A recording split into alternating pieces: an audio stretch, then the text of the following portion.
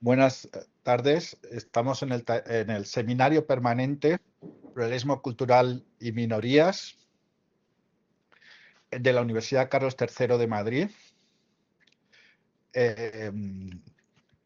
Y hoy tenemos como invitada a Elena Díaz Calán, que es profesora titular de Derecho Internacional Público y Relaciones Internacionales en la Universidad Rey Juan Carlos, directora académica de promoción internacional de programas hispanos y responsabilidad global en la misma universidad, y sus líneas de investigación son la protección de los derechos humanos, el desarrollo sostenible, organizaciones e instituciones internacionales, paz, seguridad internacionales.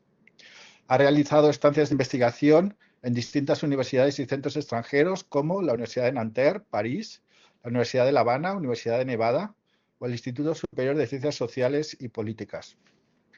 Es y ha sido parte de múltiples proyectos de investigación competitivos en materia de respeto y protección de los derechos humanos y sostenibilidad, y actualmente además es IP del módulo Jean Monnet de la Comisión Europea sobre relaciones de Unión Europea, América Latina y el Caribe. Bueno, yo siempre explico, hago una intervención personal donde explico mi relación con el invitado y también mi relación con el tema. Yo conocí a Elena en el tribunal de una tesis doctoral sobre la Carta Africana de Derechos Humanos en la Universidad Complutense, y fue un acto académico muy lucido, y luego además se prolongó en una comida que suele haber después de estos actos académicos en un restaurante fabuloso marroquí, y una conversación muy agradable. Y nos dijimos que nos teníamos que volver a ver, y esta es una buena ocasión para volvernos a ver. Y sobre el tema, pues puedo decir que me parece un tema apasionante. El tema de las minorías, pues yo le dediqué mi tesis doctoral, Pluralismo Cultural y Derecho de las Minorías, le he dedicado este taller, este seminario permanente, y desde la perspectiva del Consejo de Europa, pues es una perspectiva nueva que no hemos abordado aún en el seminario permanente, y que nos encantará escuchar a Elena en su ponencia, para que estamos deseando escuchar. Así que, sin más, le cedo la palabra y tienes que situarte aquí. Aquí. Bueno, pues Sí. he organizado todos mis papeles aquí, pero no pasa nada porque me vengo para acá. Claro. Bueno, muchísimas gracias. Lo primero, bueno, mostrar mi satisfacción, los que han estado, ¿no? Cuando participo en algún tribunal, ¿no? De tesis doctoral, siempre lo digo, que es una aquí, perfecto, vale. Lo pongo aquí entonces para verlo porque si no, no veo nada. Que es una satisfacción para mí siempre, pues estar en... Es el técnico. Sí, continúo, ¿no, Óscar? Sí. Vale, que es una satisfacción para mí estar siempre en la Carlos III, ¿no? Porque es una universidad hermana de mi universidad, de la Universidad Rey Juan Carlos de Madrid, y además, pues en esta ocasión, primero, ¿no? Ver a caras conocidas que ya pues han participado en nuestros actos, ¿no? Académicos, yo creo muy bonitos todos, porque la defensa de una tesis doctoral es el acto académico más bonito que hay. La celebración de este tipo de seminarios, ¿no? Donde se reflexionan sobre diversas cuestiones, pues más o menos actuales, ¿no? En este caso del derecho internacional, desde la perspectiva lo vamos a hacer del derecho internacional, las relaciones internacionales, pues es también, ¿no? Muy interesante. Y segundo, por encontrarme con el profesor Óscar Pérez de la Fuente, como él mismo ha expresado, pues compartimos un momento, ¿no? Académico y personal bonito en el marco de esa tesis, de la defensa de esa tesis doctoral en la Complutense. Entonces yo quiero mostrar mi agradecimiento por la invitación a participar en este seminario permanente, darle la enhorabuena también porque se acaba de convertir recientemente en permanente, ¿no? El seminario, así que eso es un logro de lucha, ¿no? Continua y constante por parte del profesor Pérez de la Fuente, y lo ha conseguido, así que le felicito y enhorabuena por ese logro, y muchísimas gracias por la invitación.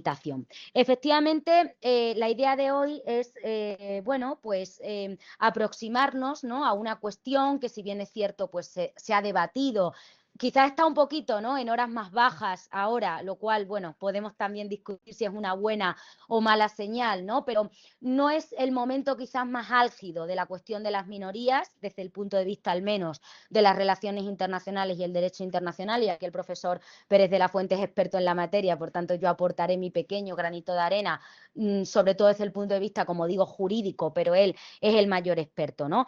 Pero en todo caso sí creo que se trata de una cuestión que, aunque no esté en el momento más, como digo, álgido de debate, sí es una cuestión que necesita seguir siendo discutida, porque es una cuestión, a mi juicio, inacabada. Es un tema que está inacabado desde la perspectiva del derecho internacional. Es decir, la construcción, ¿no?, de la protección de las minorías es un tema inacabado que necesita seguir siendo debatido. En ese sentido, pues me gustaría destacar algunas ideas centrales, sobre todo para tener una base para el posterior debate que luego podemos mantener tanto los que están aquí presentes como los que están conectados online, ¿no? Solamente algunas pinceladas de algunos temas centrales, pues que definen las minorías y la protección de las minorías, fundamentalmente desde la perspectiva europea y en el marco particular de una organización de cooperación regional como es el Consejo de Europa, ¿no?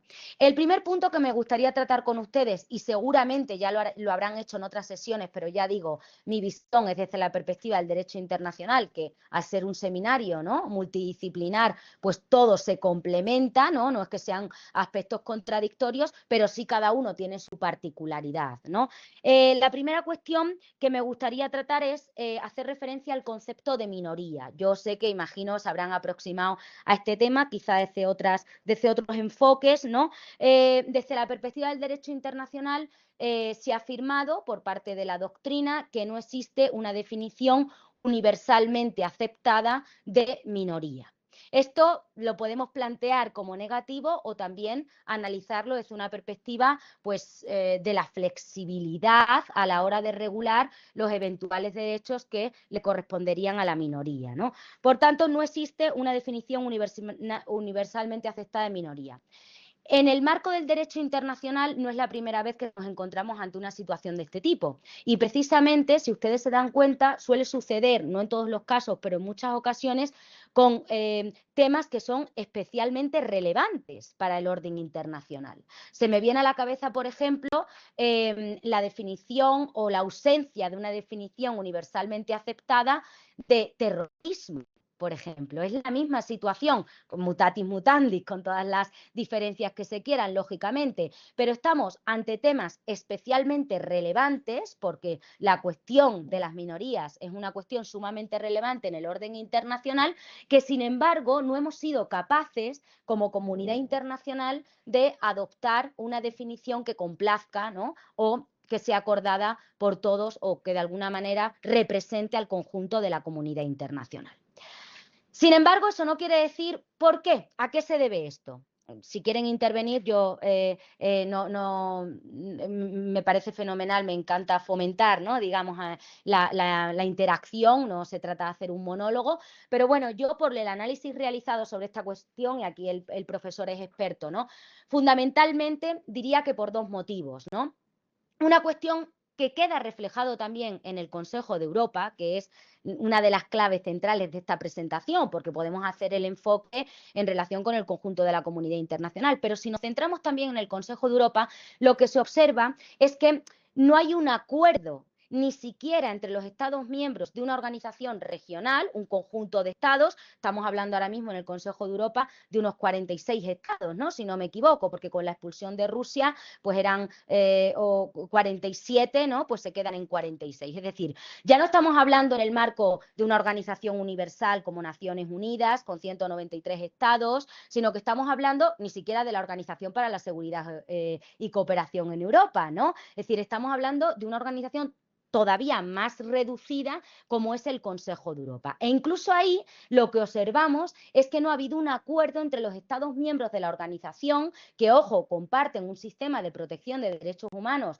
bastante eficaz, bastante intenso, bastante obligatorio también desde el punto de vista jurídico y vinculante. No han sido capaces de ponerse de acuerdo en una definición sobre las minorías o sobre el concepto, ¿no?, de minoría. Por tanto, ese es un problema en el que nos encontramos, la discrepancia entre los distintos estados, incluso en el marco de los mecanismos de cooperación regionales, donde hay un conjunto limitado de estados y en principio con características, ¿no?, similares o con valores compartidos o con principios comunes o con criterios, ¿no?, también compartidos. Y en segundo lugar, que estamos en un tema muy delicado. El tema de las minorías es un tema sumamente delicado en el orden internacional, ¿no? Hasta el punto de que, como ustedes saben, no sé si los que están online me escuchan bien, si no lo dicen, aquí hay que poner la contraseña, pero bueno, se me ve ahí, ¿no? No sé por qué, pero está todo vinculado ya. No pasa nada, Óscar, no te preocupes, yo creo que es que aquí ya yo no les veo a ellos. Vale. Vamos a hacer el cambio.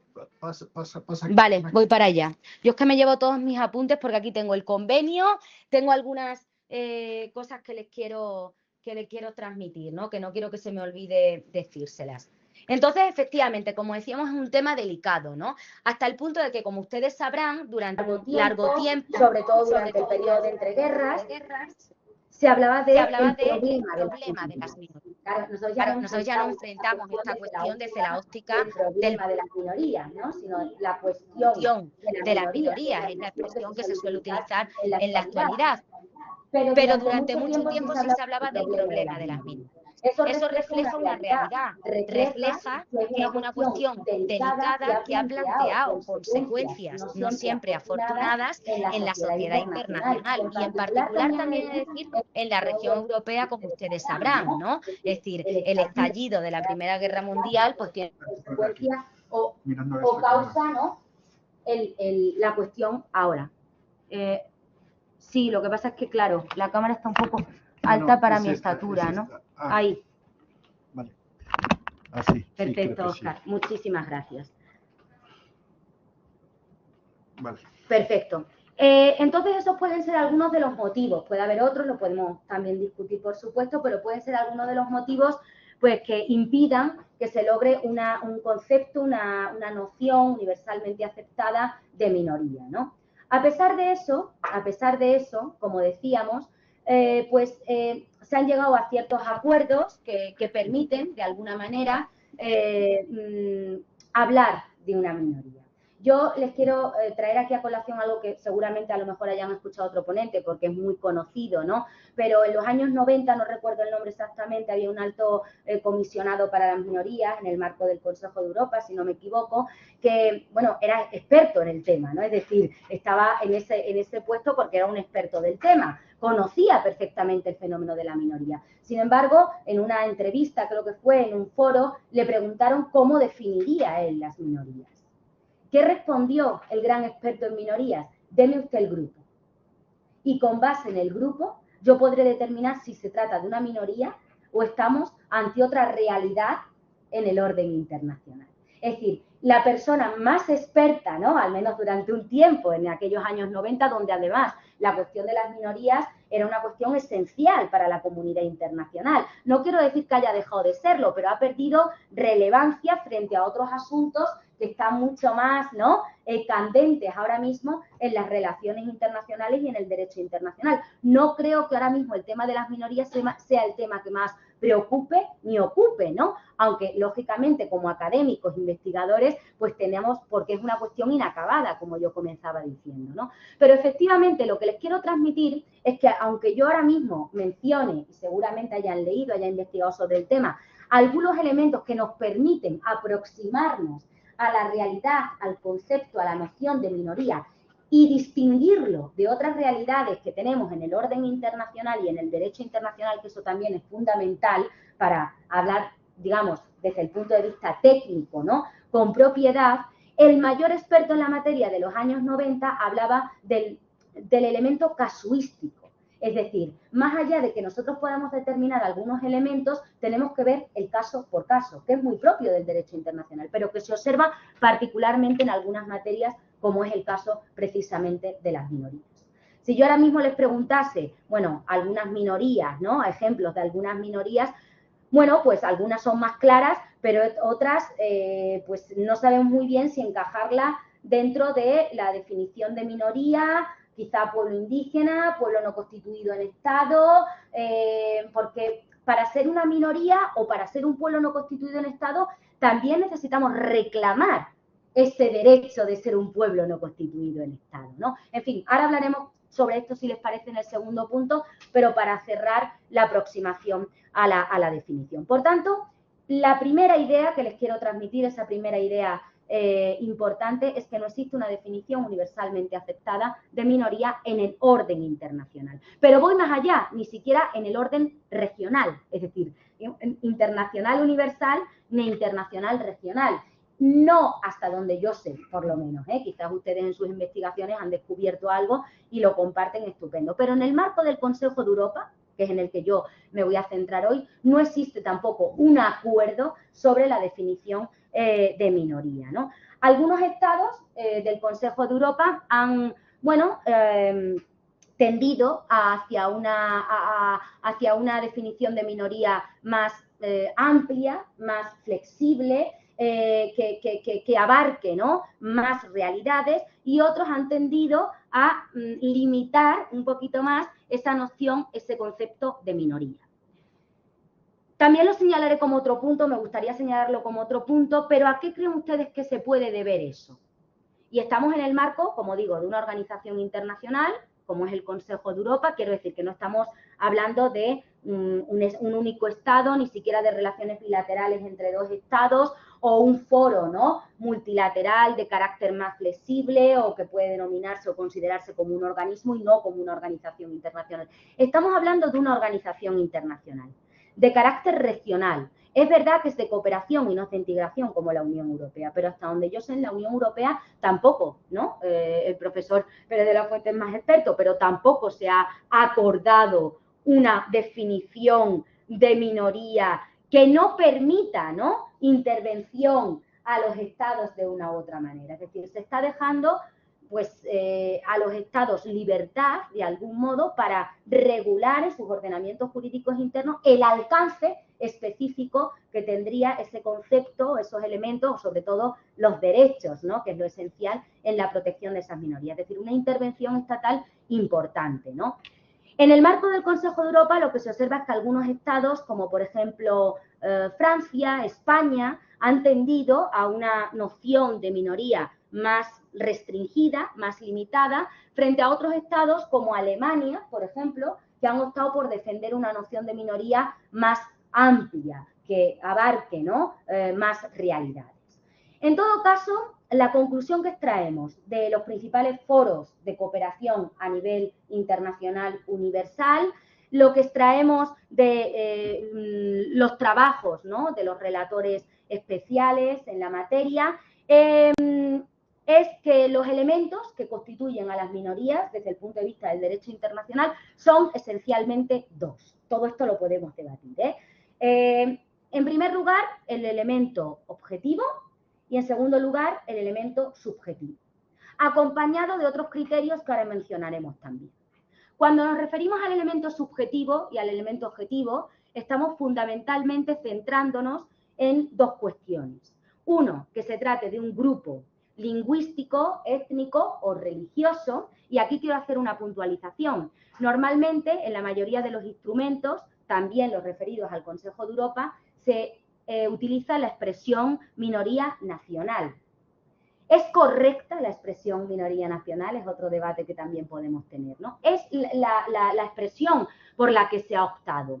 Pero es cierto que no nos estamos refiriendo únicamente a aquellas minorías digamos que giren en torno a lo nacional, sino que estamos incluyendo otros criterios, como los criterios fundamentalmente tres: lingüísticos, religiosos y étnicos. Y ustedes estarán pensando, ¿y qué pasa con lo cultural?, que es otra cuestión muy debatida cuando hablamos de las minorías.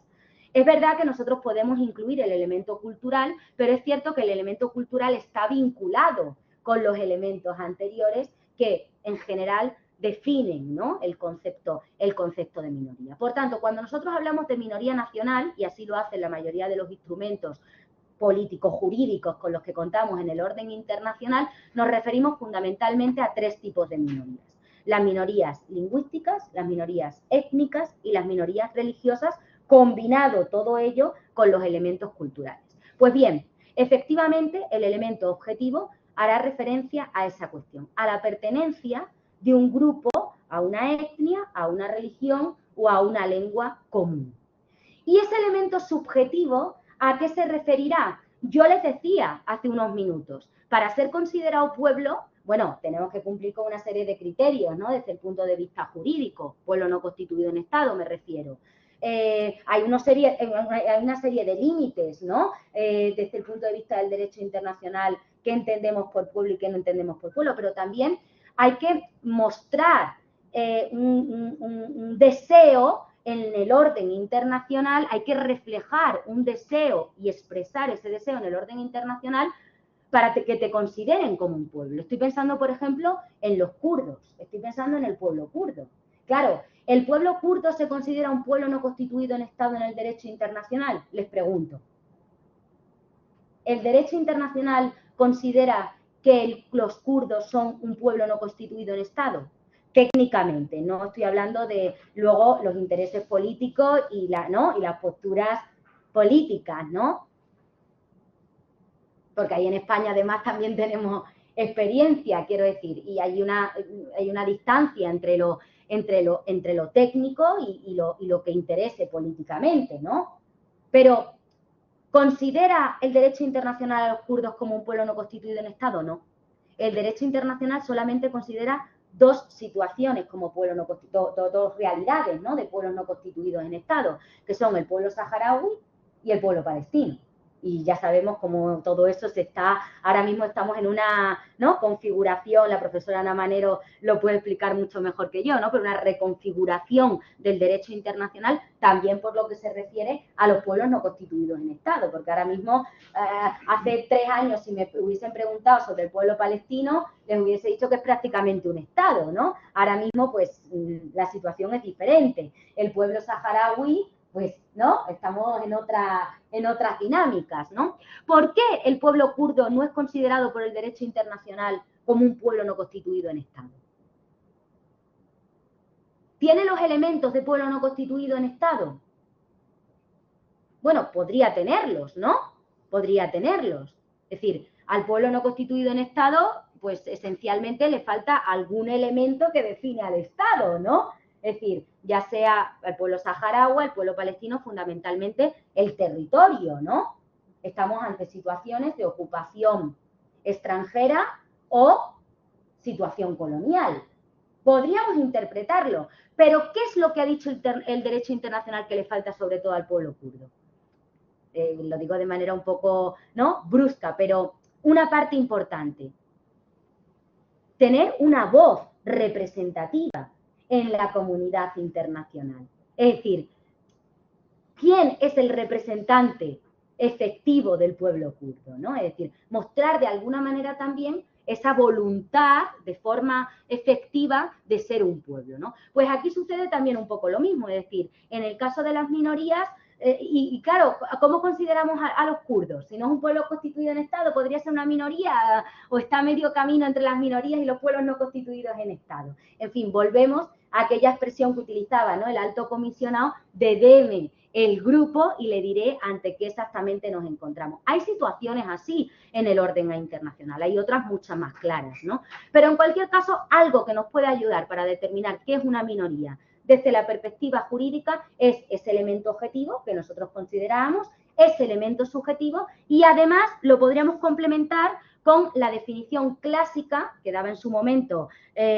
Francesco, si no me equivoco, Capotorti, quien elaboró en 1979 un informe en su calidad de reportero especial, de relator especial de Naciones Unidas, en el que decía, y esto es muy importante también porque hay un debate más o menos actual sobre el tema, ¿no?, o en los últimos años, que una minoría, y aquí añadimos otras características, es un grupo numéricamente inferior al resto de la población de un Estado. Aquí tenemos otro elemento, el elemento numérico, es decir, es un grupo inferior.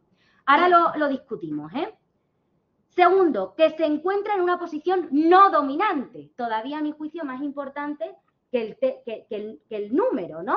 propiamente dicho, y cuyos miembros, tercera cuestión, que son nacionales del Estado. Es que un rasgo esencial de la minoría, como ustedes bien saben, es que son nacionales de ese Estado. Es decir, es que los rusoparlantes que están en el Donbass eran nacionales ucranianos.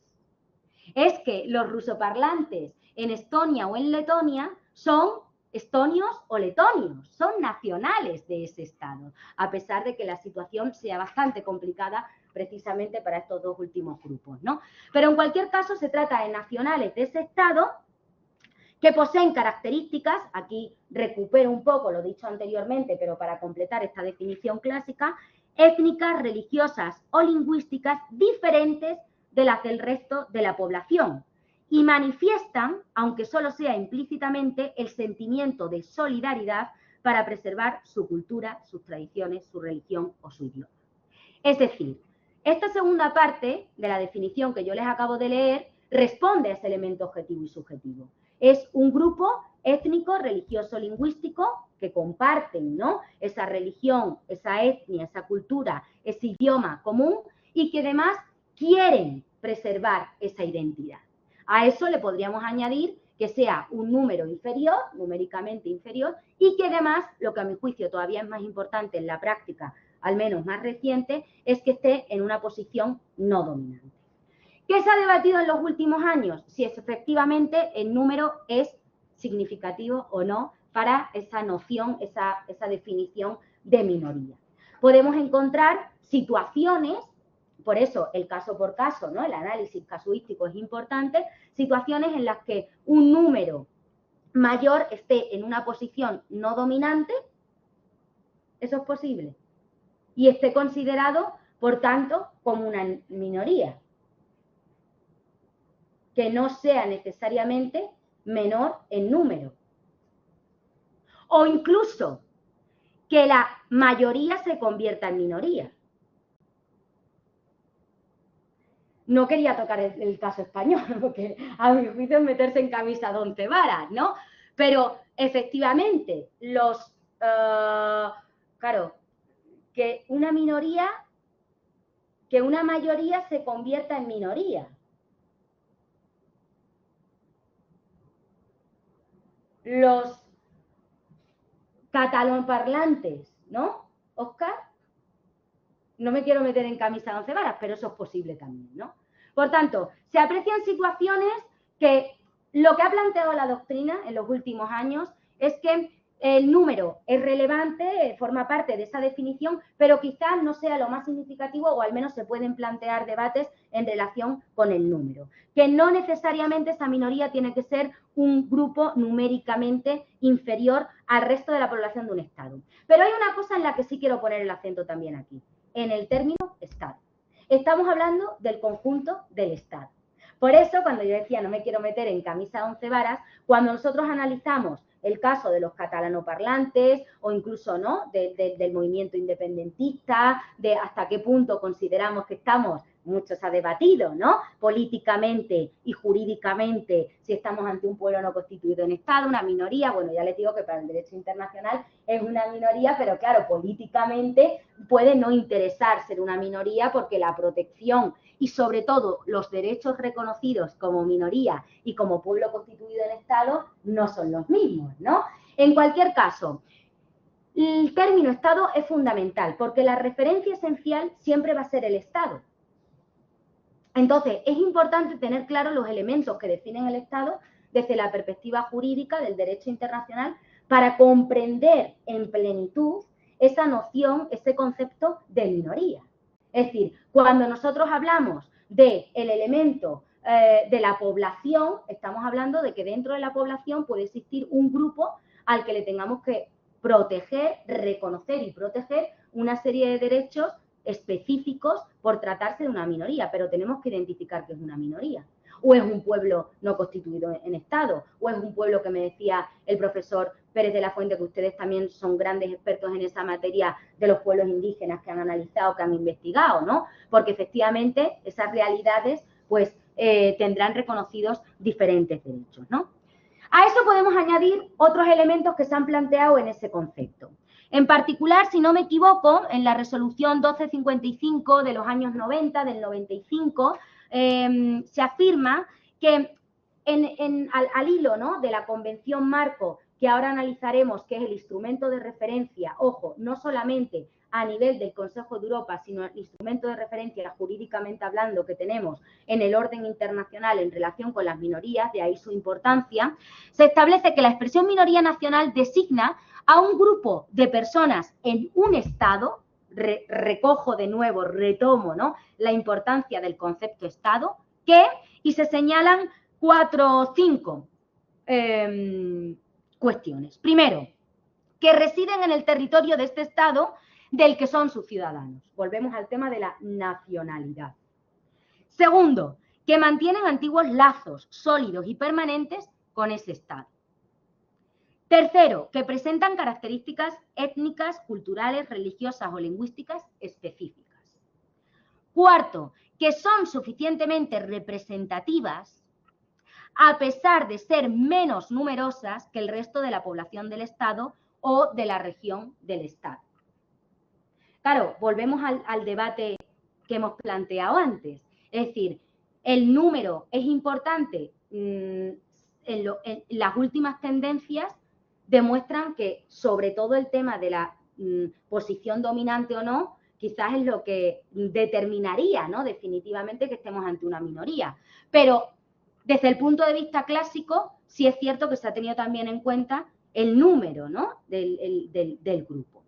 Cuando se habla de que son suficientemente representativas, esta cuestión también puede presentar problemas en la práctica. Nosotros tenemos un caso que a lo mejor no conocen, yo soy extremeña, por eso lo conozco, de 3 pueblos, que ahora mismo no recuerdo el nombre, los tengo siempre, pero ahora mismo no me vienen, pero bueno, es una zona, ¿no?, en la que se habla pues una lengua, ¿no?, una fala específica, ¿no?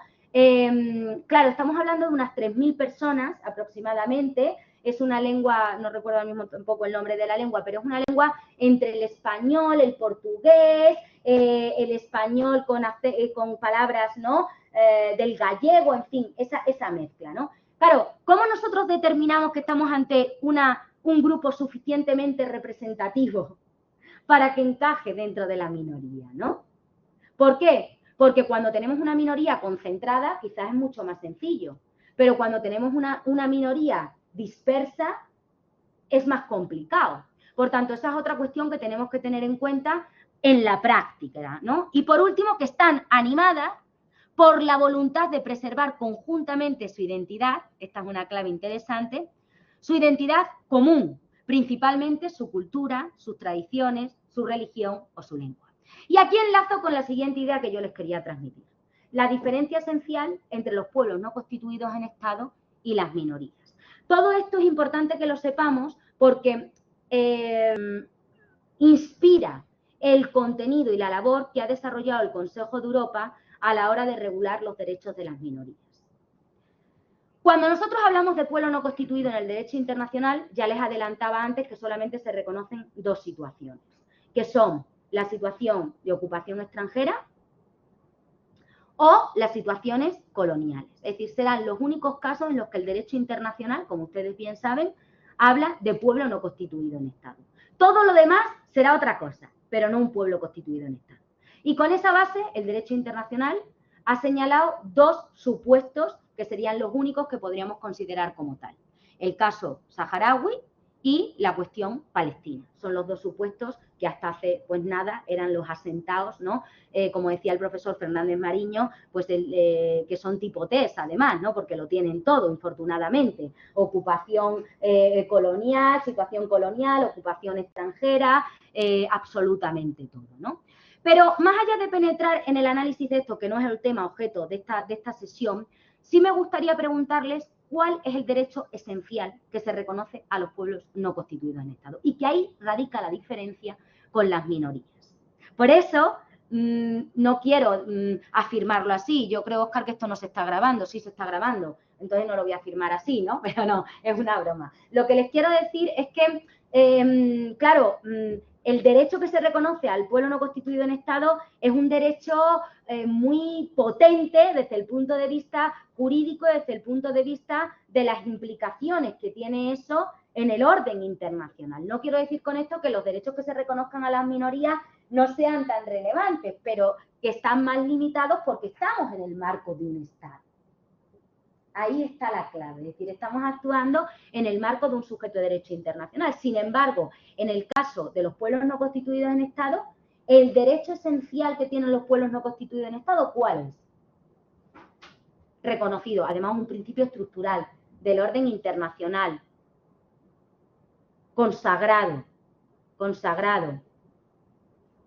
una norma, un principio del que emana una norma de jus cogens, el principio de libre determinación de los pueblos o autodeterminación de los pueblos. Podemos decir, aquí hay otro debate, ¿no? Pero podemos decir que las minorías tengan reconocido ese derecho a autodeterminación de los pueblos. En términos generales, no. Ahora podemos discutir alguna o precisar esta afirmación tan rotunda, pero no cómo lo tienen reconocido los pueblos no constituidos en Estado.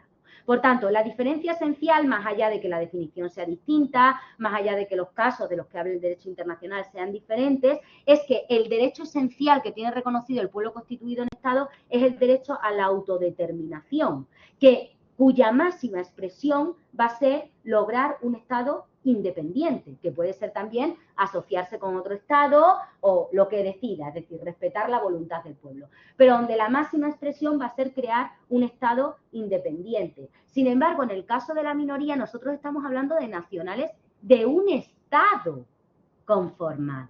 Es decir, el objetivo no es crear un Estado, sino preservar su identidad, su cultura, su religión, su etnia, su idioma en el marco de un Estado. Y ahí está una de las diferencias esenciales.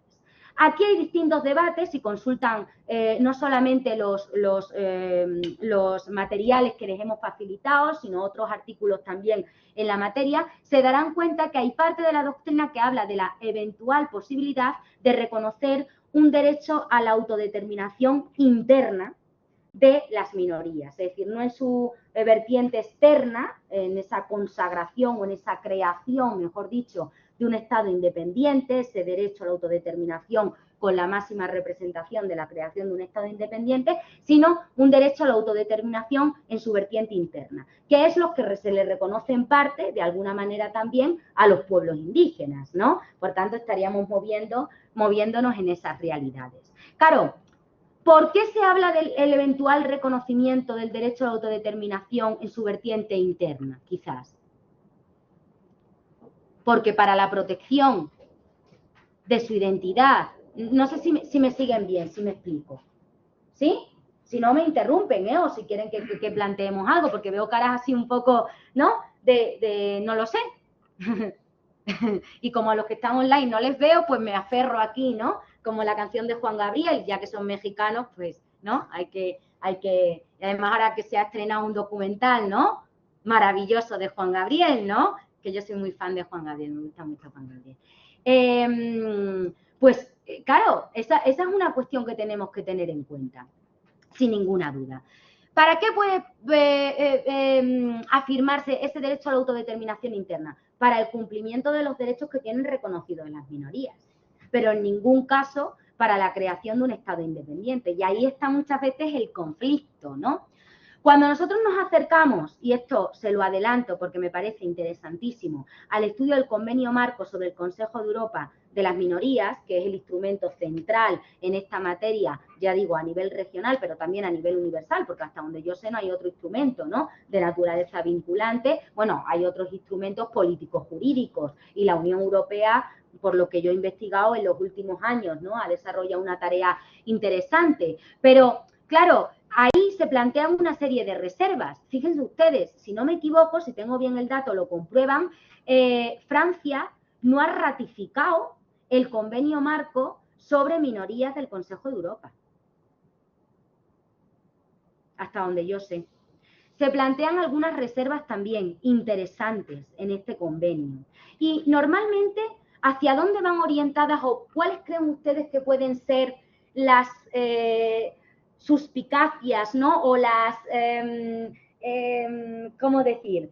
Los obstáculos para los estados o las reticencias para los estados a la hora de ser parte de un mecanismo de este tipo. Estamos hablando de estados que forman parte de un mecanismo de protección de derechos humanos, como señalábamos al principio de la sesión, muy efectivo, muy potente desde el punto de vista jurídico. Estamos hablando de un mecanismo, como ustedes habrán estudiado, ¿no? En el marco del máster, si es que están haciendo cualquiera de los másteres de derechos humanos, de aquí de la Carlos III, es decir, donde se adopta una sentencia, pues no lo sé, un domingo por la noche y el lunes por la mañana la etarra Inés del Río, después de haber cometido 25 asesinatos o 20 asesinatos, está en la calle. Lo que les quiero decir es que el cumplimiento es estilo semáforo, ¿no? Completamente muy automático, ¿no? Muy... Claro, estamos hablando de ese tipo de organización, de una organización que cuenta con un sistema de esa naturaleza, con mecanismos de garantía muy fuertes en materia de protección de derechos humanos. Y sin embargo, donde hay estados, bueno, no solamente miembros del Consejo de Europa, sino también de la Unión Europea, que no han ratificado ese convenio sobre minorías. ¿Por qué? ¿Con qué se vincula la minoría que a lo mejor no se vinculan otras realidades de la comunidad internacional? ¿Con qué se vinculan también los pueblos no constituidos en Estado que no se vinculan a lo mejor o que no quedan afectados tanto otras realidades del derecho internacional? ¿De qué son muy celosos los estados en la comunidad internacional? A pesar de que hayan, ¿no?, participado, creado, consagrado, impulsado mecanismos de cooperación e incluso de integración. Estamos hablando de Francia, Estado no solamente parte del Consejo de Europa, perdón, parte del Convenio Europeo de Derechos Humanos y Libertades Fundamentales, sino también miembro de la Unión Europea. Proceso de integración, ¿no? Donde se ha cedido soberanía, de su soberanía. Son extremadamente celosos de su soberanía. ¿Sí? ¿Su nombre cuál es? Cristian.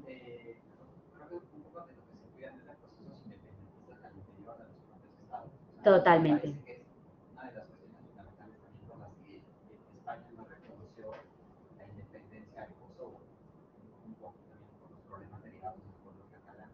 Sí, sí, total.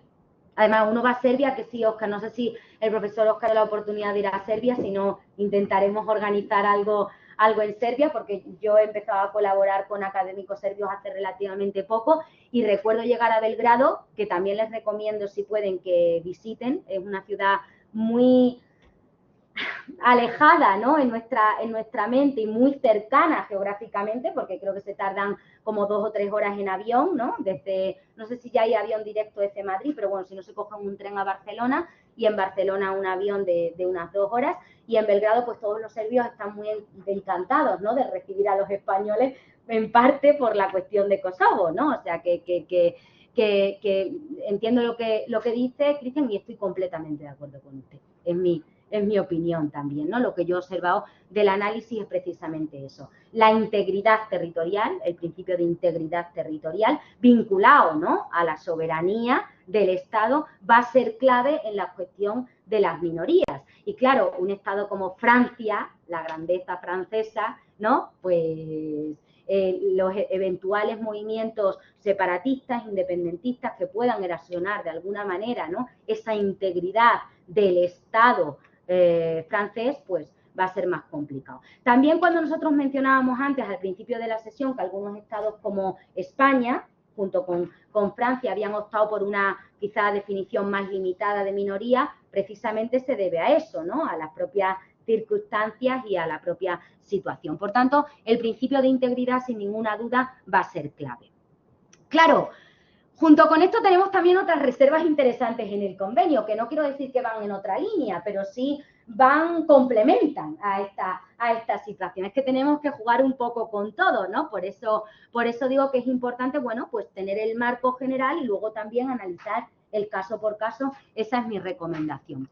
Rusia, si no me equivoco, hace una reserva, ese convenio marco del año abierto a firma en el 95, si estoy en lo cierto, donde se habla de que con independencia de la definición de minoría o si un Estado, mejor dicho, considera a un grupo como una minoría o no, dice Rusia, tenemos que ver si cumple con los elementos para ser una minoría. Es decir, no quiero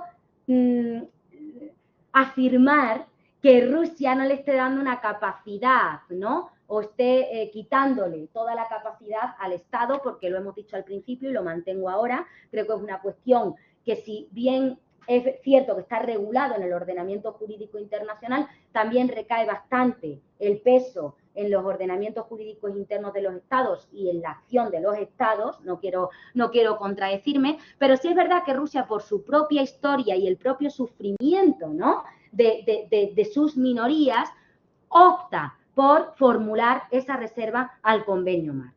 Por tanto, Rusia lo que establece es, bueno, que tenemos que tener en cuenta los elementos que definirían a una minoría más allá de la decisión del Estado que corresponda donde se encuentra esa minoría. Son cuestiones complementarias, pero cuestiones que tenemos que tener en cuenta. La tercera situación que yo quería señalar, una vez que hemos hablado, bueno, de la definición, una vez que hemos comentado el tema de la distinción entre los pueblos no constituidos en Estado y la minoría y ese derecho esencial, ¿no?, que los distingue, es cómo entonces vamos a vincular el reconocimiento de los derechos a las minorías. Es decir, si lo alejamos del plano de los pueblos, del derecho esencial, porque claro, el derecho de autodeterminación, ustedes saben bien que está vinculado con otros muchos derechos, ¿no?, en el campo también de los derechos humanos. Pero ¿cuál ha sido la tendencia doctrinal, la tendencia de las organizaciones internacionales a la hora de reconocer los derechos a las minorías? Juan Pablo, esos son los inconvenientes de conocerse, ¿no?, antes de la sesión, pues que llámese su nombre y le pregunto. Las ventajas, pues muchas, ¿no?, que nos conocemos. Pero... No entendí bien la pregunta. Sí, la tercera, nosotros estamos como destacando algunos puntos, ¿no? Primero vamos a hablar un poquito, lo repito por si alguien se ha perdido, estaba pensando ya en el fin de semana, que puede ser, porque es jueves y es normal, estamos ya en momento, ¿no? O mejor, en esa comida tan rica mexicana, ¿no?, en unos tacos, ¿no?, al pastor tan ricos, ¿no? Lo primero que señalamos es un poco los elementos que incluyen la definición de minoría, partiendo de la base de que no hay un concepto universalmente aceptado de minoría en el orden internacional. Por tanto, tenemos que jugar con los aportes que van haciendo los estados, con los aportes que se van haciendo en los foros internacionales, los relatores especiales en la materia, etcétera, etcétera. Y con base en eso hemos señalado con una serie de elementos, fundamentalmente dos, Juan Pablo, el elemento objetivo y el elemento subjetivo. Pertenecer a un grupo étnico, religioso, lingüístico y además querer defender esa identidad, ¿no? En segundo lugar, hemos intentado, bueno, pues distinguir dos realidades que son muy próximas y que políticamente se pueden utilizar, ¿no?, como son los pueblos no constituidos en Estado y las minorías, destacando que el derecho esencial que se reconoce a los pueblos no constituidos en Estado es el derecho a la autodeterminación, cuya máxima expresión es crear un Estado independiente. Puede ser asociarse con otro Estado, lo que decida el pueblo, pero esa es la máxima expresión. Derecho que no tiene reconocido la minoría, que es una diferencia esencial entre las dos realidades, ¿no? La tercera cuestión está vinculado con eso. Si nosotros a la minoría no le reconocemos ese derecho a la autodeterminación, al menos en su vertiente externa, como decíamos, ¿cómo? No solamente qué derechos les vamos a reconocer, porque eso dependerá también de en qué instrumento nos basemos, de qué Estado haya dado el consentimiento en obligarse por qué instrumento o por qué otro instrumento, es decir, podemos tener diferentes realidades, ¿no? Pero en general, ¿cómo vamos a vincular el reconocimiento de esos derechos con las minorías? ¿Cómo lo vamos a vincular? Es decir,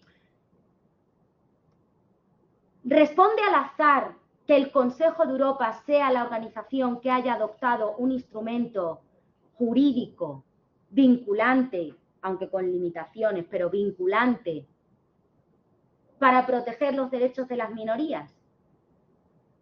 ¿Eso a qué puede responder?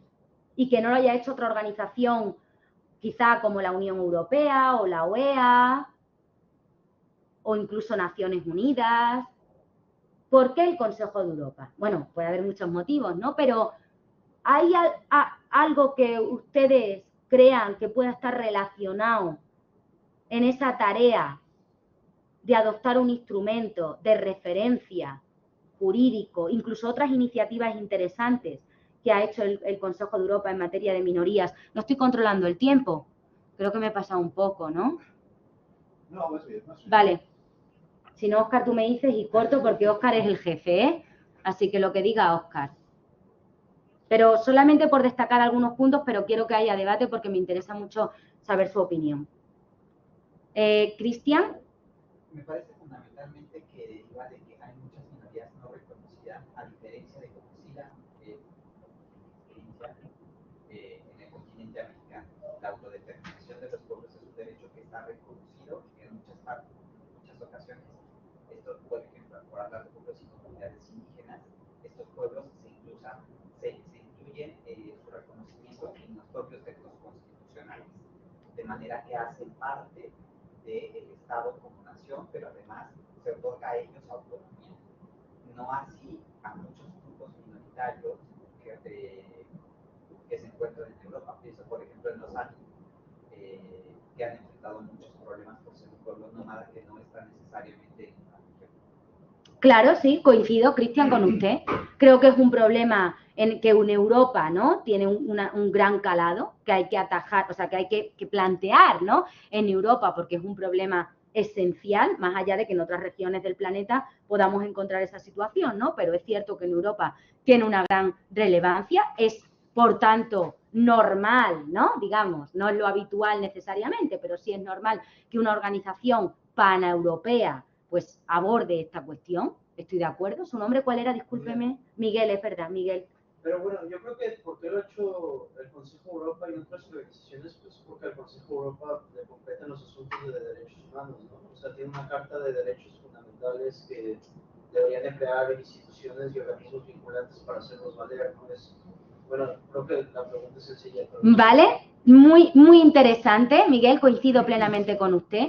La naturaleza o la, digamos, especialización, mejor dicho, del Consejo de Europa en la protección de los derechos humanos es clave, pero la Unión, que cuenta con el Convenio, ¿no?, Europeo de Derechos Humanos y Libertades Fundamentales, pero también la Unión Europea tiene una Carta de Derechos Fundamentales, ¿no?, como instrumento vinculante a partir del año 2007, con el Tratado de Lisboa, con mecanismos para, ¿no?, proteger efectivamente esos derechos.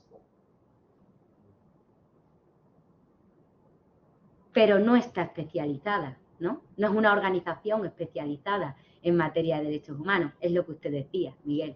No tiene el tribunal que ejecute esa carta, ¿no? El Tratado de Lisboa. Tiene el Tribunal de Justicia de la Unión Europea, que es un tribunal, bueno, general, que ha adoptado competencias también en materia de derechos humanos. Es decir, no es una organización que surja con la intención, con el objetivo primordial de proteger los derechos humanos, hasta el punto de, como ustedes saben, por eso les decía yo antes, ¿no?, que es curioso que Francia, por lo menos por el dato que yo tengo, ¿no?, no haya ratificado, hasta donde yo sé, el convenio marco sobre la protección de las minorías del Consejo de Europa, cuando todos los estados miembros del Consejo de Europa, por el mero hecho de ser miembros de la organización, son parte automáticamente del Convenio Europeo de Derechos Humanos y Libertades Fundamentales, porque es el instrumento central de la organización. Eso, el desarrollo no ha sido el mismo en el caso de la Unión Europea, como todos sabemos, ¿no?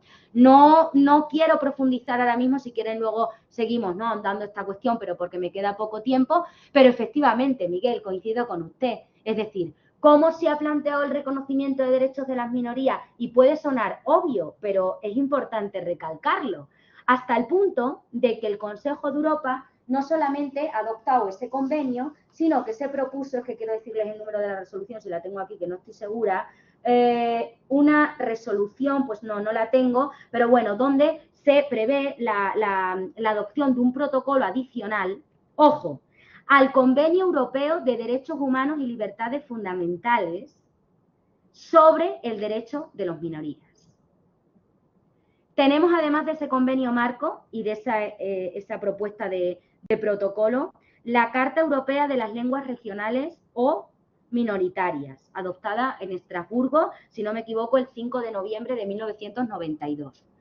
En definitiva, 3 instrumentos claves que, en esencia, ¿no?, ahora mismo destaca el convenio marco, pero claro, cuando nosotros hablamos del convenio marco, que sí me gustaría destacar algunas cosas sobre él para la protección de las minorías, estamos hablando de un instrumento vinculado con el Convenio Europeo de Derechos Humanos y Libertades Fundamentales, pero independiente, es decir, es otro instrumento jurídico, es otro tratado, ¿sí o no, Juan Pablo? Pero cuando nosotros hacemos referencia a esa propuesta de protocolo, digo, adicional al Convenio Europeo de Derechos Humanos y Libertades Fundamentales, ¿qué estamos haciendo en materia de derechos de las minorías? ¿Qué estamos haciendo? Vincular, claramente, expandir, lo podemos mirar desde diferentes perspectivas, ¿no? Esa es la riqueza, pero expandir o vincular, establecer un nexo efectivo y directo ¿entre qué? Venga, que ya falta menos para el fin de semana, 5 minutos menos que antes. No se ríen ya con mis bromas, antes los alumnos se reían mucho. Ya no se ríen. Pues entre poder y derechos. O sea, ese nexo. Explíquese un poquito más, Miguel. Pues bueno, creo que la intención de reconocer derechos es que sean justiciables, ¿no? Muy bien. Que haya quien los proteja. Perfecto.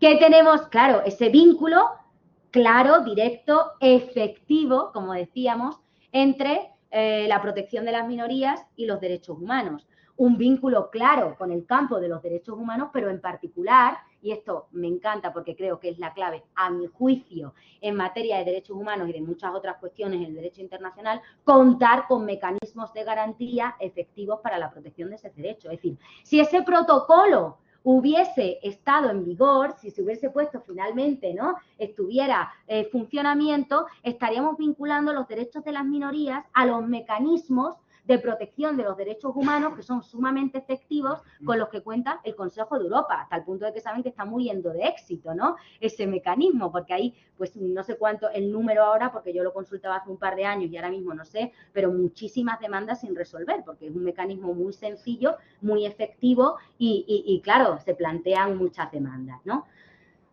Eso no ha sido así, eso hubiera sido quizá, ¿no?, lo esencial, y lo que se hace es vincularse en el campo de los derechos humanos con carácter general, en particular el artículo relativo a la no discriminación. Pero claro, eso es un artículo comprendido en el Convenio Europeo de Derechos Humanos y Libertades Fundamentales que ha señalado la doctrina de carácter general. Cuando nosotros hablamos de las minorías, está bien enfocarlo, enmarcarlo en el campo de los derechos humanos, pero tenemos que reconocer una serie de derechos específicos porque estamos hablando de un grupo particular con condiciones concretas, ¿no?, que no podemos, pues, englobar en un grupo general. ¿Se le aplicaría el contenido del convenio? Sí, pero no de una manera particular, que quizá esa pueda ser uno de los desafíos de cara a los próximos años, donde ustedes como expertos en la materia, ¿no?, pues puedan quizá, y yo les animo a que aporten ese granito de arena. Para acabar, porque sé que me he extendido más de lo previsto, le decía además al profesor Pérez de la Fuente, yo 30, 40 minutos, y habrá dicho, esta Elena me ha mentido descaradamente, ¿no?, pero no ha sido mi intención, es porque me he enrollado un poco. La cuarta consideración que quería hacer, y lo hablábamos en la comida el profesor y yo al hilo de otra cuestión, pero que está relacionado, es el tipo de derecho que se reconoce fundamentalmente en el marco del convenio. Por resumir, está muy bien explicado en el artículo del profesor Barrado que les pasaba, porque él es experto en esta materia en el marco particular del Consejo de Europa. Yo les animo a que se lo lean porque ahí van a encontrar información muy relevante y mucho más interesante de lo que yo les he contado. Pero en todo caso, cuando nosotros nos acercamos al convenio, destacar solamente algunas cositas importantes desde el punto de vista jurídico. Primero, ¿es un instrumento vinculante? Sí, eso es un avance significativo. Estamos hablando del Convenio Marco para la Protección de las Minorías Nacionales, acuérdense, adoptado por el Consejo de Europa y abierto a la firma, si no me equivoco, el 1 de febrero de 1995. No hace falta aprenderse, ¿no?, el año, recordarse. Yo siempre digo, ¿para qué llevar en la cabeza lo que uno puede llevar en el bolsillo?, ¿no?, que decía Unamuno, ¿no? Recojo las palabras de Unamuno porque es verdad. Lo que quiero que recuerden, eso sí, es que será precisamente en los años 90 cuando explote de manera más intensa la cuestión de las minorías, ya no el problema que en esa evolución desde la Sociedad de Naciones, sino la cuestión de las minorías. Por tanto, muchos de los instrumentos, ya sean jurídicos o esencialmente políticos jurídicos, que van surgiendo es precisamente, o que se adoptan, es precisamente a partir de los años 90. Tenemos algunos antecedentes en los años 70, en los años 60, ¿no?, con la adopción de resoluciones interesantes que van allanando el camino para la adopción del convenio marco del Consejo de Europa, pero fundamentalmente un año esencial va a ser después de la Guerra Fría, ¿no? En los años 90, hasta el punto de que los autores suelen hablar de 3 o 4 oleadas. Una primera oleada que será con el periodo de entreguerras, ¿no? Primera Guerra Mundial, periodo de entreguerras.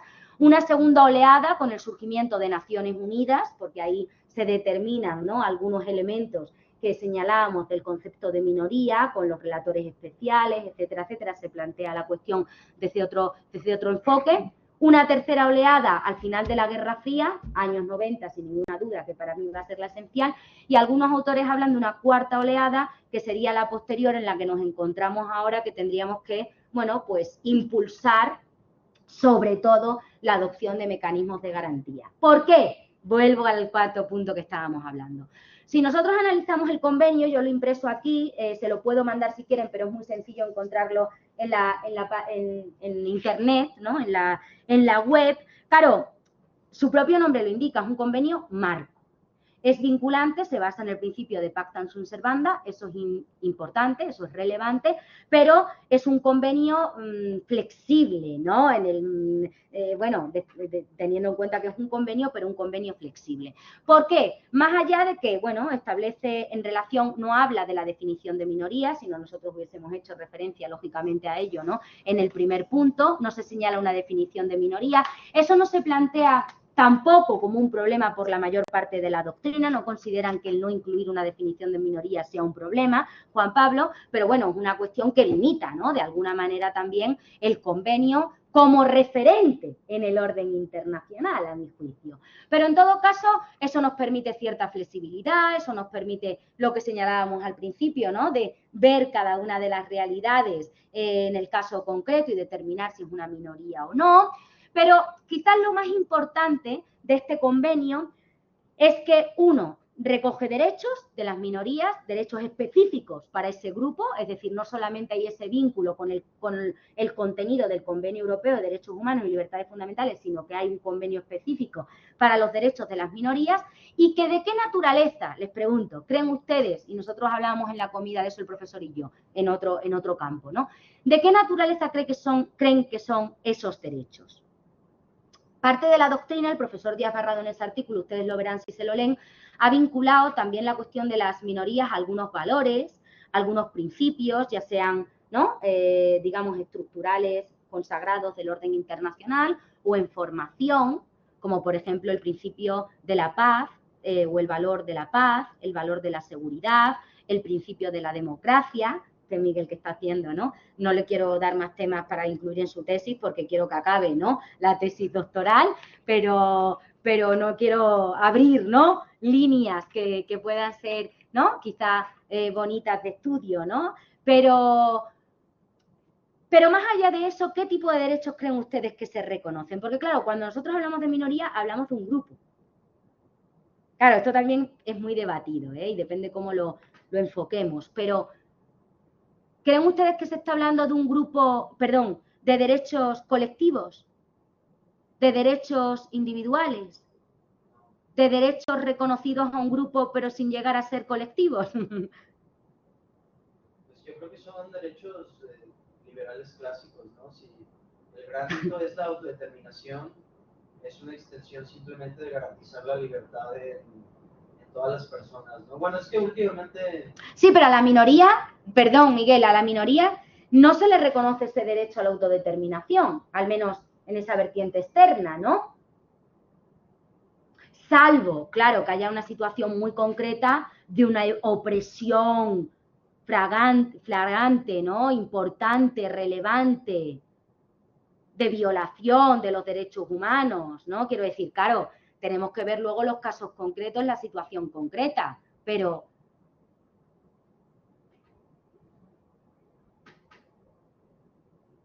Siento generar el debate, Miguel, pero es un poco para darle vidilla, ¿no? Sí. Es decir, ¿qué tipo de derechos creen que se les reconoce?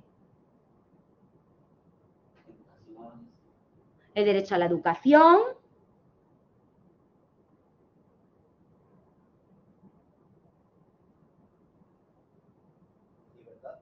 libertad, económicos, participación, libertad religiosa, libertad lingüística, que puedan, ¿no?, utilizar su lengua en un proceso incluso judicial, ¿no?, culturales, efectivamente. Claro, se trata de derechos, más allá de señalar derechos concretos, ¿no? ¿Se trata de derechos de naturaleza individual o de naturaleza colectiva?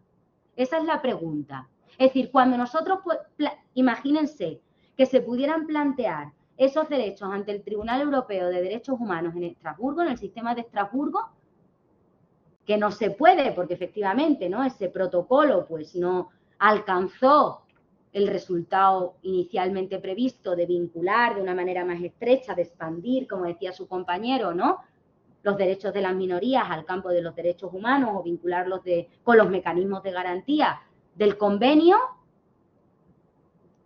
¿Qué ha dicho la doctrina? Aquí hay un debate. Pero en términos generales ha señalado que no nos encontramos ante derechos colectivos. Que nos encontramos ante no derechos individuales, sino derechos de los individuos reconocidos a un grupo. Es decir, si nosotros pensamos, por ejemplo, en el grupo, en una minoría como pudieran ser los musulmanes, ¿no?, en España, por ejemplo, tienen reconocidos derechos, es decir, son derechos a los individuos, derechos individuales, pero reconocidos a un grupo, sin llegar a ser derechos colectivos que se puedan ejercer. Quizás eso es más claro plantearlo así, de manera colectiva, ¿no? Eso es una limitación que la doctrina ha puesto de manifestación también en relación, o de manifiesto, perdón, en relación con el convenio marco. Más allá de que sea un convenio flexible, aunque es vinculante, es obligatorio para los estados, no reconoce derechos de naturaleza colectiva que quizás sí serían necesarios en el caso de las minorías. Y tercera limitación esencial, y con esto acabo. Cuando nosotros hablamos del cumplimiento del convenio, estamos hablando primero de un convenio de 1995, lo que queremos decir es que desde 1995 hasta donde yo sé no se ha adoptado otro instrumento vinculante en el marco del Consejo de Europa para la protección de los derechos de las minorías y sobre todo estamos hablando de un instrumento que no incluye mecanismos de garantía. Se hace alguna referencia, si no me equivoco, no tengo tiempo para examinar lo que era mi idea, ¿no?, con ustedes, pues todas las partes del convenio marco al Consejo de Ministros, ¿no?, que es un órgano que, como ustedes saben, forma parte del Consejo de Europa, más político en algunos casos que jurídico, no hay un tribunal, no hay un mecanismo de garantía efectiva para hacer valer esos derechos. En conclusión, con esto termino y esto sí es definitivo, la cuestión de las minorías avanza de ser un problema a un tema, ¿no?, importante en la comunidad internacional, una cuestión inacabada en la comunidad internacional que tiene un momento, ¿no?, álgido, como señalábamos, en los años 90, pero que a partir de entonces pues, ha ido decayendo como objeto de estudio. ¿Qué se necesita como desafío esencial en los próximos años? Diría yo, adoptar mecanismos de garantía que sean eficaces para hacer valer los derechos de las minorías, profundizar en ese camino y, a mi juicio, en el marco de organismos de cooperación regional. Muchas gracias por la atención y espero que les haya interesado la sesión. Gracias. Muy bien, muy interesante. Muchas gracias, Elena Díaz Galán, nuestra ponente de hoy. Y ahora, como es tradicional el taller, abramos un turno abierto de intervenciones. A los que están en la sala les pido que vengan aquí a hablar porque si no, no se oye. Juan Alberto. Juan Pablo. Uy, perdón, Juan Pablo. O si no, los que están online, si tienen alguna pregunta. ¿No? Bueno, yo tengo una, pero es un poco Adelante, adelante. fuera de tema. Pero me interesa saber su opinión, profesora. Así apareces también en el vídeo. Es verdad. Bueno, ahorita como con el caso de lo que está pasando con Estados Unidos y el mundo y el derecho internacional, que hay muchos debates que, bueno, sí tiene que ver un poco con los derechos de las minorías en los Estados-nación. Pero bueno, estaba leyendo un libro de Dieter Grimm, que es un expresidente del Tribunal Constitucional alemán, que hace una reconstrucción de la soberanía, ¿no? Que es ahorita una palabra pues que está en boca del debate moderno de los límites y el respeto entre los estados. Y bueno, el tema de la soberanía es que pues la soberanía en principio es un derecho unipersonal de un rey, ¿no? O una especie de figura superior, luego evolucionando, tiene un componente aristócrata y luego pues pasa la transición a la modernidad y se democratiza y entendemos que la soberanía es un derecho que es de todos, entonces a la vez no es de nadie, lo que dice Hannah Arendt, ¿no? En la tierra no hay ni un soberano porque no hay solo un hombre en la tierra, ¿no? Pero entonces pienso, esta idea que la gente que defiende un poco las intervenciones, o sea, no las intervenciones militares, pero que defienden, que dicen es que, ¿por qué hablan de que en Venezuela o territorios donde no hay elecciones democráticas, que es un tema súper complicado, ¿no? Porque la medición o la vara para determinar si algo es democrático, ¿no? Es lo que, bueno, hablaba de mi tema que trabajé con Oscar, que es una línea muy difícil y creo que muy difícil de plantear en papel cuando un Estado es democrático, no cuando las elecciones son plenamente democráticas, pero efectivamente si nos vamos al respeto a la soberanía, fuera de la interestatalidad, ¿no? Lo que es la carne un poco de la soberanía, es que las personas participen en el poder en términos de igualdad, ¿no? Equitativamente. Y efectivamente se puede hablar que si los estados realmente que no tienen elecciones democráticas, periódicas y libres, ¿no? Como este gran principio democrático, son soberanos, o sea, no sé si trasciende un poco los límites del derecho internacional, es algo filosófico, pero me gustaría saber su opinión. No, muchas gracias, Miguel, muy interesante. Bueno, está plenamente vinculado con el derecho internacional, completamente vinculado. Aquí, bueno, se han producido algunos debates, ¿no? Han tenido algunos debates importantes, pero hasta ahora, pues está determinado, ¿no? Que la definición de Estado, los elementos constitutivos del Estado son 4, ¿no? En esos 4 elementos, efectivamente, está la soberanía, está el territorio, la población, el gobierno y la soberanía, que es la expresión, ¿no? Digamos, en el exterior de ese Estado, con esa autonomía que puede desarrollar ese Estado. Y aunque es verdad que claro, el tema del régimen democrático, del tipo de gobierno, ¿no? Que pueda tener un Estado o no, bueno, aquí hay 2 cuestiones interesantes. Primero tenemos que plantear en qué región del planeta nosotros nos estamos moviendo, ¿no? ¿Por qué? Porque efectivamente, por ejemplo, la región iberoamericana, ¿no? Yo soy una gran defensora de la identidad iberoamericana, no sé si ya estoy absolutamente sola, pero a lo mejor hay alguien más, ¿no? Que me siga, no lo sé. Pero, por ejemplo, el espacio iberoamericano, como ustedes saben, ha sido un gran defensor del principio democrático, ¿no? Gracias, a mi juicio, gracias a este espacio, se mantiene todavía el principio democrático como un principio estructural en formación en el orden internacional, igual que sucede con la labor que ha desarrollado la Unión Europea o incluso, aunque todos nos sorprendamos un poco, ¿no? La labor que ha realizado pues, la Organización de Estados Americanos, ¿no? Es decir, yo creo que tanto Europa como América han sido 2 continentes, 2 regiones, y ya de paso chuleo un poco de continentes, ¿no? Porque son muy queridos para mí, los he estudiado mucho y me siento muy identificada con ellos, que no solamente han contribuido de forma muy intensa a la consagración de todos los principios, de los 8 principios estructurales del orden internacional, sino que además están teniendo una labor importante en los 2 principios estructurales en formación, el principio de desarrollo sostenible y el principio de democracia, que es verdad que va infortunadamente, ¿no?, para abajo, ¿no? Eso por un lado. Por otro lado, y vinculado con lo que señalábamos, es un principio que efectivamente está en formación como principio estructural, por tanto no lo podemos considerar, sé que esto los constitucionalistas cuando me escuchan, ¿no?, se echan las manos a la cabeza, por eso me gusta pues decirlo, ¿no?, entre comillas, no podemos considerar todavía hoy al principio de democracia como un principio constitucional del orden internacional. Esa es otra realidad que tenemos que tener en cuenta. Y todo eso, ¿no?, conlleva y, digamos, favorece a que la teoría similar del derecho internacional actual sea que el Estado tiene 4 elementos constitutivos, que son el territorio, la población, el gobierno y la soberanía. con independencia de que para el reconocimiento de ese Estado, o mejor, para el reconocimiento de ese gobierno, porque el principio democrático va a afectar esencialmente, más que al Estado como sujeto de derecho internacional, a la parte política, ¿no?, del Estado, que es el gobierno, y ahí el profesor Harold Berto Triana hizo su tesis doctoral sobre el reconocimiento de gobiernos. Es un profesor de origen cubano que está aquí asentado, afincado en España, y que desde la verdad, doctrina, digamos, española, porque ya se considera, ¿no?, doctrina española que tenemos sobre el tema, ¿no? Entonces, Miguel, está estrechamente vinculado con el derecho internacional. Claro, ahora mismo nosotros podemos decir que China no es un Estado. ¿Alguien pone en duda que China sea un Estado? Ya no hablo de otros estados, hablo de China. ¿Alguien pone en duda eso?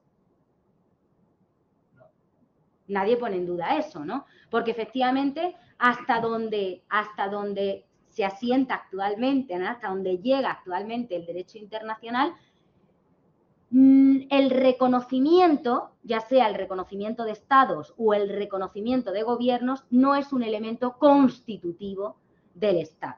Ahora bien, eso no quiere decir que no influya en la acción, en el desarrollo que pueda tener un Estado en la comunidad internacional y sobre todo en las relaciones internacionales, porque efectivamente la propia Unión Europea es una gran defensora, al menos desde el punto de vista, ¿no?, teórico. Luego podemos también señalar algunas situaciones en las que, bueno, en la práctica no sabemos si ha sido tan defensora, ¿no?, de ese principio democrático como un valor clave de la organización, pero es una gran defensora teóricamente del valor de la democracia, del principio también de la democracia, no solamente de la democracia como un valor, sino la democracia como un principio que tiene, pues, mayores, ¿no?, consecuencias desde el punto de vista jurídico, ¿no? En definitiva, Miguel, muchísimas gracias por esa pregunta. No sé si he respondido o he, ¿no?, enredado más la cosa, pero es una cuestión plenamente relacionada con el derecho internacional, sin ninguna duda.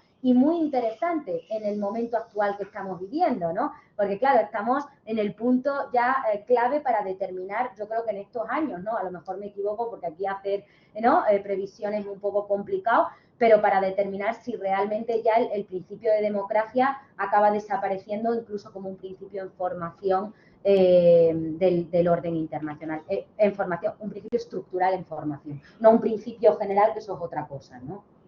Creo que hay una pregunta en el chat. No sé si abre el micrófono, si la vamos a oír. Adelante, Mariana. ¿Me escuchan? Hola. No la oímos. ¿Puede escribir la pregunta en el chat? A ver, Óscar, si le das ahí en el altavoz. Ahí. Adelante, Mariana, hable ahora. ¿Me escucha? Sí, adelante. Bueno, quería preguntar acerca del tema migratorio. O sea, con estas perspectivas que nos compartía, ¿cómo puede ser abordado el fenómeno migratorio a partir o como incluyéndolo en estas minorías o en estos grupos? O sea, sé que es una pregunta un poco amplia, pero... No, disculpe, Mariana, si puede repetir, voy a subir un poquito, ¿vale, Óscar? Es que no le he escuchado bien.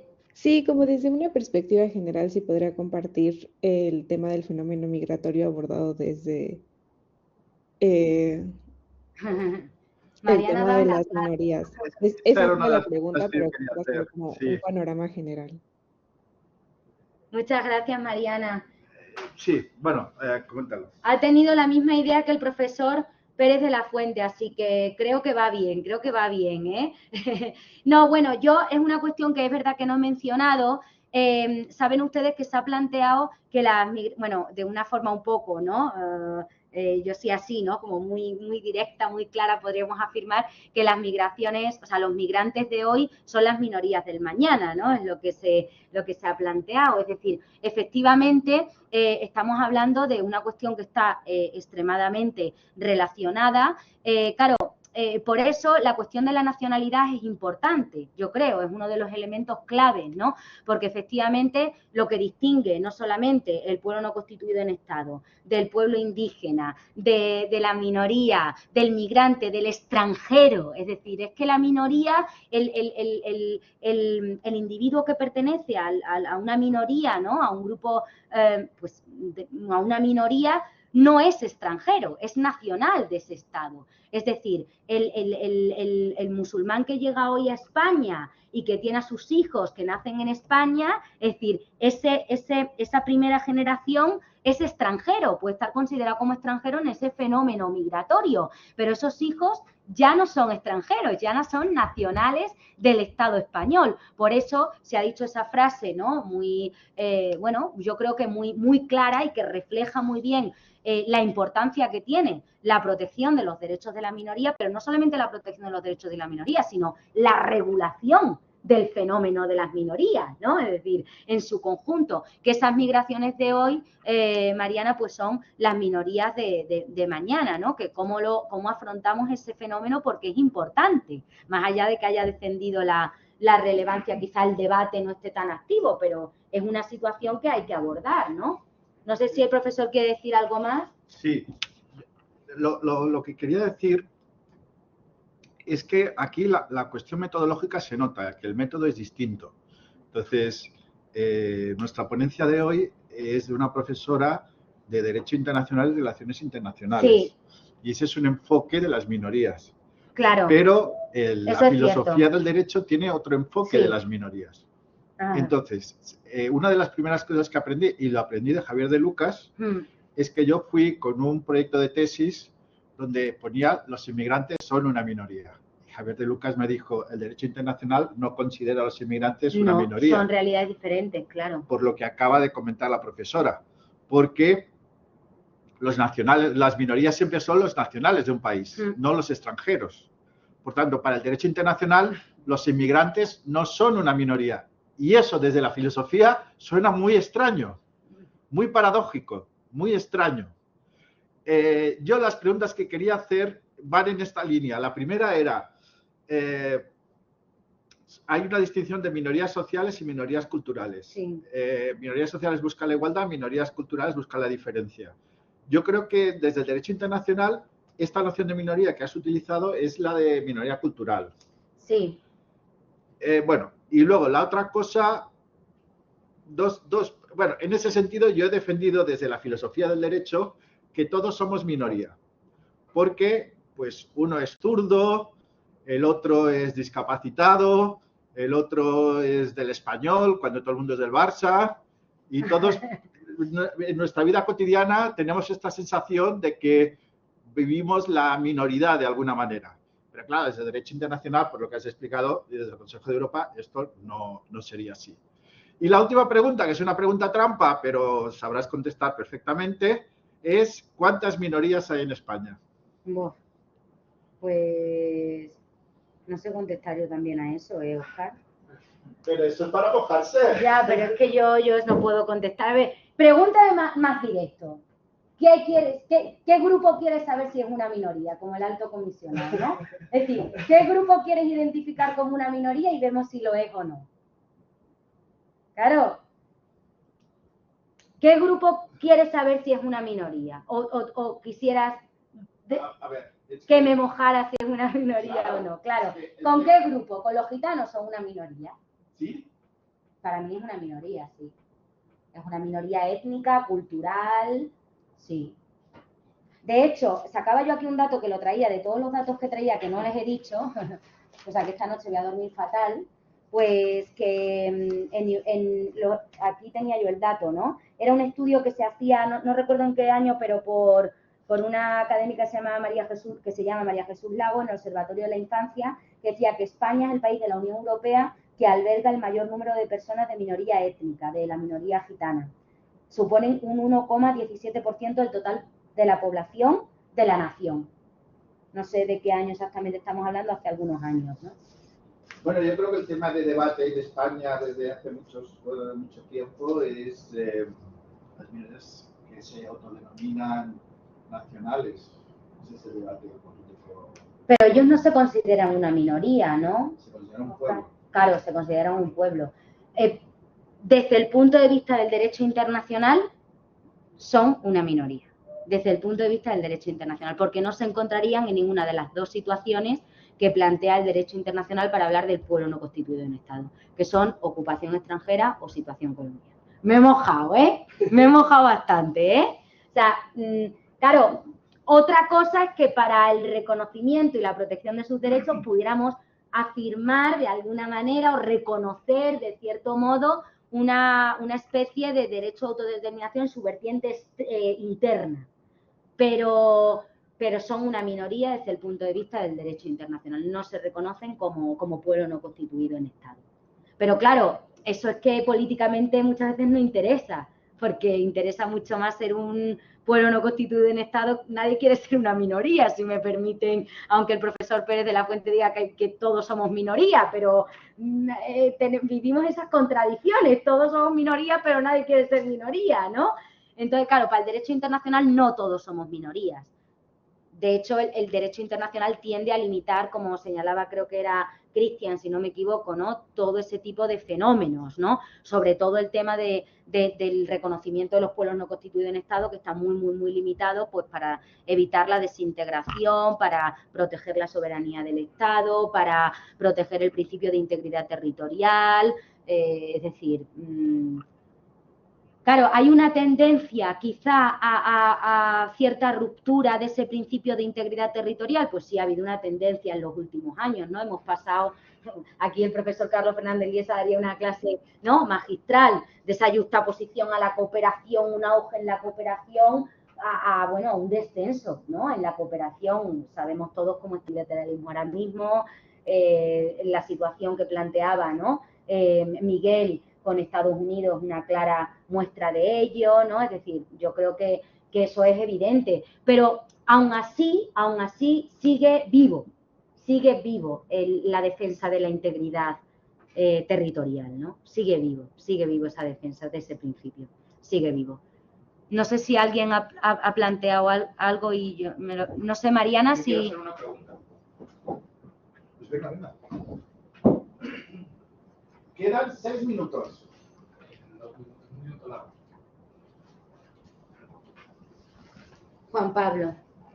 Pues muchas gracias por la presentación. Primero, yo no soy internacionalista ni soy abogado, nada, yo soy de políticas públicas y he sabido del tema más por mi director, que es el profesor Oscar, y escuchándote ya me había llegado a la mente esta interpretación quizás muy básica sobre lo que es una minoría, que puede ser todo y a la vez nada, ¿no? Sí.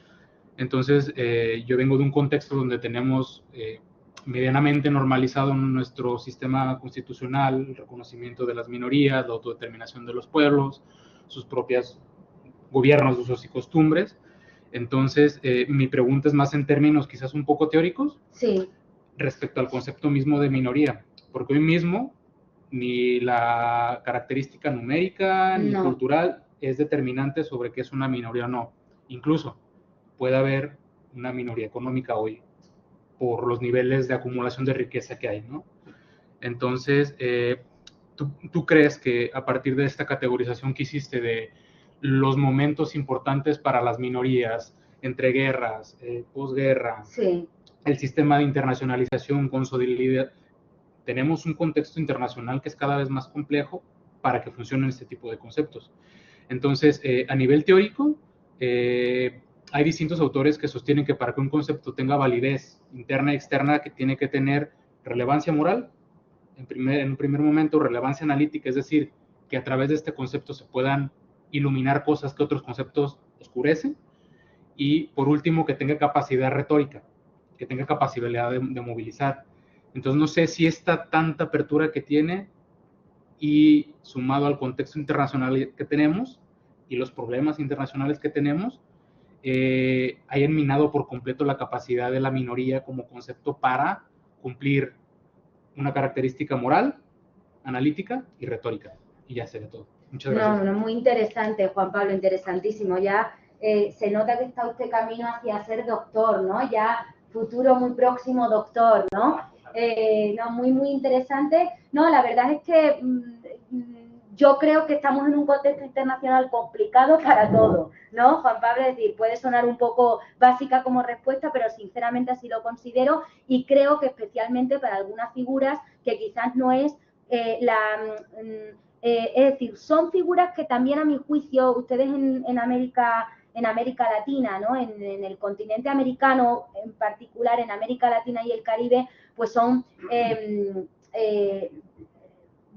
profesionales, ¿no? En regular figuras, instituciones muy significativas y con muchas implicaciones en el campo de los derechos humanos que los europeos no somos capaces. Es decir, yo soy una gran defensora, por ejemplo, del asilo diplomático y de la necesidad de regular la figura del asilo diplomático, que ustedes lo tienen completamente, ¿no? Regulado ya jurídicamente como una institución, ¿no? Y que está estrechamente relacionado con el campo de los derechos humanos, sin ninguna duda. Pues un poco mutatis mutandis, ¿no? Con muchas diferencias, pero creo que es una cuestión, el tema de las minorías, que hasta que no haya algún caso o algunos casos que estallen en la comunidad, desde la perspectiva también, ¿no? De las relaciones internacionales, que estallen, no surge esa preocupación por parte de la comunidad internacional para seguir avanzando en esa materia. No es como otras cuestiones que quizás son más permanentes, ¿no? O más estables en la comunidad internacional.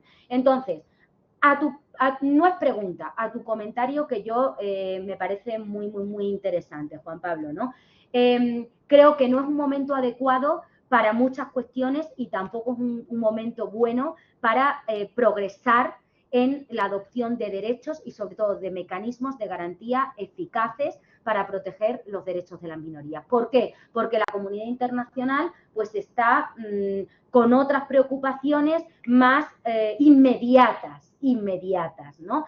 Claro, hasta el punto que fíjese, y Miguel es experto en esta materia, pero incluso una cuestión que para mí es fundamental ahora mismo, que él lo decía, que es el pilar, el valor, el principio de la democracia, es una cuestión que está en stand-by o incluso que está siendo, ¿no?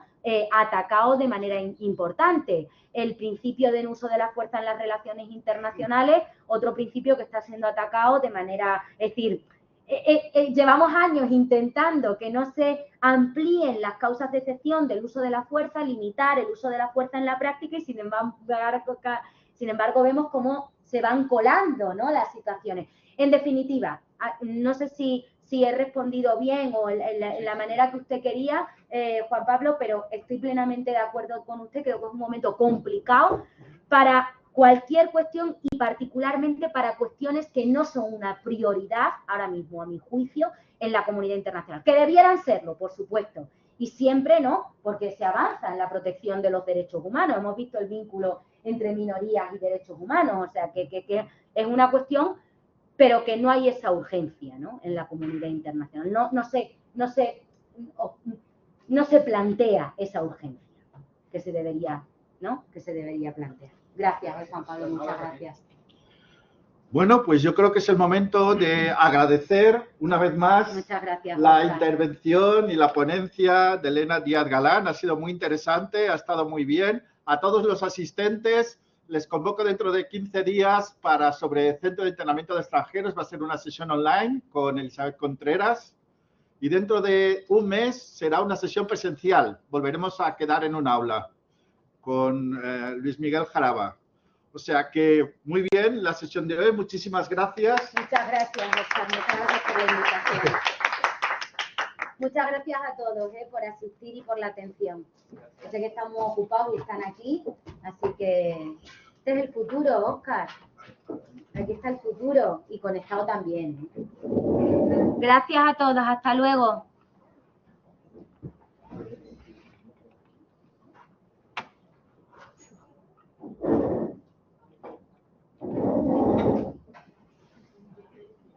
Ya ahí, vale.